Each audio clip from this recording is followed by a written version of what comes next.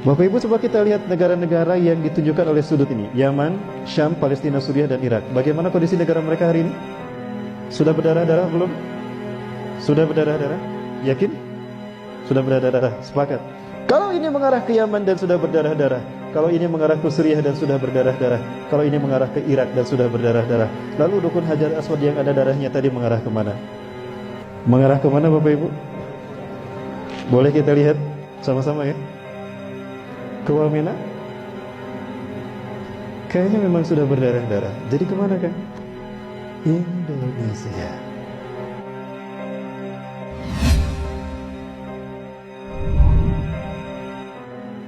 Ada seorang jamaah yang bertanya pada saya, Ustaz, bagaimana pendapat Ustaz? Saya mendengar guru kita, Uzma, menyebutkan kalau beliau khawatir Dukhon terjadi tahun depan. Dukhon adalah tanda kedua dari 10 tanda besar kiamat, di mana awan akan menutup bumi selama 40 hari 40 malam, siang tidak, malam pun tidak. Saudara-saudara kita di Pekanbaru cuma mereka yang mengalami, nanti kita semua mengalami.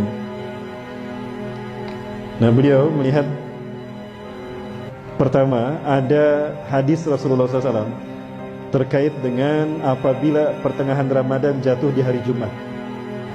Kalau kita lihat tahun Hijriah ini yang sekarang 1441 Hijriah, ini kalender Ramadan 1441 Hijriah. Tanggal 1 Ramadan jatuh pada hari Jumat, yaitu tanggal 24 April. Dan tanggal 15 Ramadan jatuh pada 8 Mei, itu juga hari Jumat. Nah ini ada memang hadisnya dari riwayat Imam Syekh Nu'aim bin Hamad, namun orang-orang memandang hadisnya lemah. Ya, kita dengar seperti apa hadisnya Bapak Ibu. Assalamualaikum warahmatullahi wabarakatuh. Ramadan di tahun ini kita akan mendapati tanggal 15 Ramadan jatuh pada malam Jumat. Mari kita renungkan hadis berikut ini. Rasulullah Shallallahu Alaihi Wasallam bersabda, apabila telah terdengar suara yang dahsyat di bulan Ramadan, maka akan terjadi huru-hara di bulan Syawal. Semua suku akan saling berselisih di bulan Dzulqa'dah, dan akan terjadi pertumpahan darah di bulan Dzulhijjah dan bulan Muharram, dan manusia akan banyak yang terbunuh. Nabi menyebutkan hal tersebut sebanyak 3 kali. Para sahabat pun bertanya, suara keras apakah itu wahai Rasulullah? Beliau menjawab, suara keras yang terjadi di pertengahan bulan Ramadan pada malam Jumat. Suara dahsyat itu mengagetkan orang-orang yang sedang tertidur, menjadikan orang-orang yang berdiri terjatuh. Para wanita-wanita terhempas keluar dari kamarnya. Pada malam Jumat di tahun tersebut banyak terjadi gempa bumi.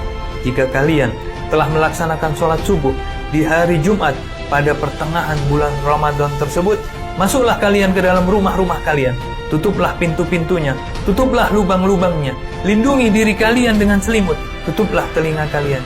Jika kalian merasakan adanya suara yang dahsyat, maka sujudlah kepada Allah dan ucapkanlah Subhanal Quddus, Subhanal Quddus, Rabbanal Quddus. Barang siapa yang melakukannya, niscaya akan selamat, dan yang tidak melakukannya, niscaya akan binasa. Hadis ini diriwayatkan oleh Nu'aim bin Hamad di dalam kitabnya Al-Fitan. Kapankah hal ini akan terjadi?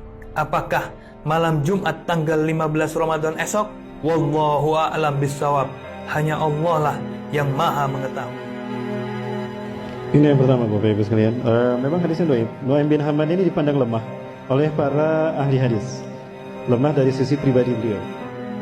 Namun kalau kita lihat di dalam Sahih Bukhari, ternyata pernah ditemukan oleh Dr. Muhammad Amin Muhammad Jamaluddin dari Timur Tengah, bahwa Imam Bukhari mengambil sanad jalur periwayatan dari Nu'aim bin Hamad. Dari Nu'aim bin Hamad diambil oleh beliau, ditempatkan di kitab Sahihnya.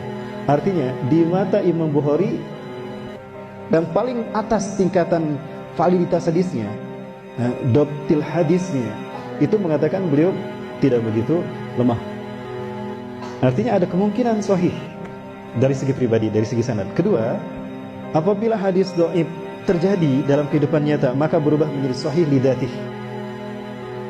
Dan saya khawatir ini terjadi memang tahun depan. Artinya tahun 1441 Hijriah. Dan kalau Bapak Ibu lihat, Imam Mahdi kata Rasulullah akan diutus di saat di musim haji banyak terjadi huru-hara. banjir darah sampai bulan Muharram. Tadi hadisnya menyebutkan. Ya sesuai dengan hadis sahih yang lain, ternyata hadis ini sama. Apabila terdengar suara dahsyat di pertengahan Ramadan, misalnya hari ini hari Kamis, besok Jumat. Nah, maghrib itu udah masuk hari Jumat, itu sudah 15 Ramadan. Ya, maka akan terjadi huru-hara di bulan Syawal. Para umat, para kabilah akan berselisih dan bertikai di bulan Zulqa'dah. Akan terjadi pertumpahan darah di bulan Muharram dan di bulan Zulhijjah dan Muharram. Zulhijjah musim haji. Imam Mahdi akan diutus setelah terjadi banjir darah di Mekah, di sekitar Masjidil Haram dan Ka'bah. Akan terjadi banjir darah. Kenapa? Karena ada 3 putra mahkota yang berkelahi, berperang, berebut kekuasaan setelah meninggalnya seorang raja. Apakah tahun depan Raja Salman akan meninggal jika Imam Mahdi akan diutus tahun depan? Wallahu a'lam bishawab. Bapak Ibu, kita mendengar pengawal pribadi Raja Salman meninggal karena ditembak. Itu oleh temannya, katanya cekcok. Itu kamuflase menurut saya. Berita yang terbaru dan terakhir yang saya dapatkan, itu meninggal karena menghalangi Raja Salman dari upaya pembunuhan. Kenapa diberitakan seperti tadi? Untuk menutupi kebenaran hadis ini. Kalau Raja Salman adalah raja terakhir dari Raja Arab yang apabila meninggal, akan ada 3 putra mahkota yang berselisih. Itu kata Rasulullah SAW. Yaktatilu salasatun inda kanzikum. Akan ada 3 orang laki-laki berperang di sekitar kanzun kalian, Ka'bah kalian. Artinya Ka'bah nanti akan berdarah-darah, Masjidil Haram akan berdarah-darah. Kulum ibnu khalifatin, 3-3-nya putra mahkota, anak raja. Sama la yasiru ila wahidin minhum, tapi tidak satu pun dari mereka yang berhasil menjadi raja. Kenapa? Karena yang jadi raja adalah Imam Mahdi.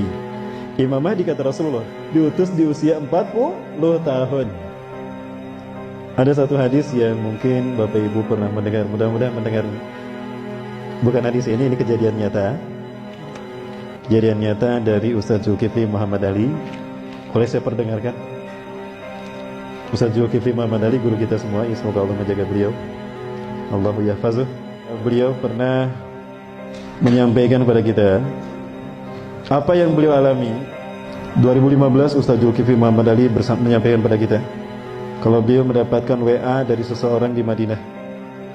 WA ini berisi pernyataan, Ustaz, saya Fulan bin Fulan, saya tinggal di Madinah sudah 20 tahun. Saya belajar ilmu hadis di Madinah. Kemudian saya berteman dengan seseorang yang ciri-cirinya persis seperti disebutkan Ustaz tentang Imam Mahdi, baik ciri-ciri fisik ataupun ciri-ciri akhlaknya. Semuanya Ustaz ada pada orang ini. Mulai dari alisnya yang indah, lurus, mulai dari warna kulitnya yang hitam, orang Arab, mulai dari tubuhnya tubuh orang Israel, mulai dari hidungnya yang mancung, aknal anfu, mulai dari bariqas sanaya, mulai dari giginya depannya yang jarang, sampai ada tali lalat di pipi kanan, sampai ada tanda kenabian di punduknya, dan kedua pahanya kecil, sampai detail seperti itu. Aku melihatnya Ustaz, 20 tahun aku berkenalan, berteman dengannya, bersahabat dengannya, dan dia keturunan Rasulullah SAW. Ulama-ulama di Madinah melindungi orang ini. Dan ulama-ulama Madinah mengatakan pada beliau, Anda ini jangan-jangan Imam Mahdi. Kami ridho kalau Anda memimpin kami sebagai Imam Mahdi. Tapi beliau tawadu mengatakan, Ustaz, lastu mahdiyan ana ihda minal ansar. Persis seperti apa yang Rasulullah sabdakan. Aku bukan Imam Mahdi. Aku satu dari orang-orang Ansor. Itu nanti ketika dia menolak untuk dibaiat. Itu tahun 2015, usianya 35 tahun. 2015, usianya 35 tahun. Sekarang 2019, berarti usianya berapa? 39 tahun. Imam Mahdi dibaiat di usia 40 tahun. Tahun depan usianya berapa? 40 tahun. Apakah betul berarti beliau hari ini beliau berada di Suriah berjihad bersama kaum muslimin? Orang Indonesia ini diajak oleh beliau untuk ke Suriah, tapi beliau menolak. Aku ingin kembali ke Indonesia karena ladang jihadku Indonesia. Artinya beliau melihat Indonesia akan seperti Suriah, maka beliau memilih pindah ke Indonesia. Apakah Indonesia memang akan berdarah-darah, Bapak Ibu? Boleh saya memperlihatkan sesuatu? Baik, Bapak Ibu, saya perlihatkan sesuatu yang mudah-mudahan ini menjadi cambuk bagi kita untuk kita bersungguh-sungguh untuk kembali bertobat kepada Allah SWT. Amin.